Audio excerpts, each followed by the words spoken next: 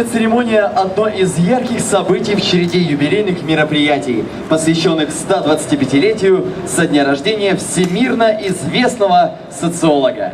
Мы приглашаем временно исполняющего обязанности главы Республики Коми Вячеслава Михайловича Гайзера и Сергея Петеримовича Сорокина снять покрывало и открыть памятник.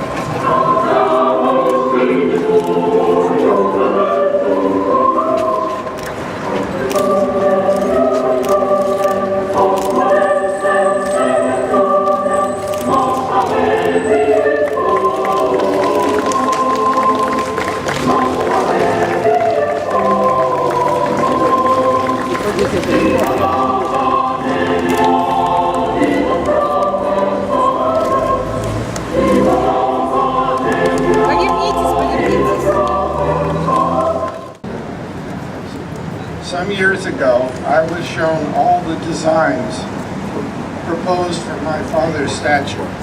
This was the one I preferred. Несколько лет назад мне предложили варианты дизайна памятника моему отцу Петериму Александровичу Сорокину, и мне понравился именно этот вариант.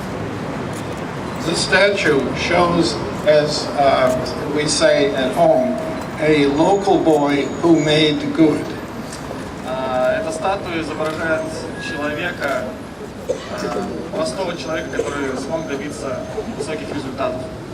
It seems that many living here in Komi know something about Piterim and find much to admire. The extended arms of the figure seem to be urging the students, new generations of them, to follow in his path. Жизнь в Коми сыграла большую роль, и протянутые руки говорят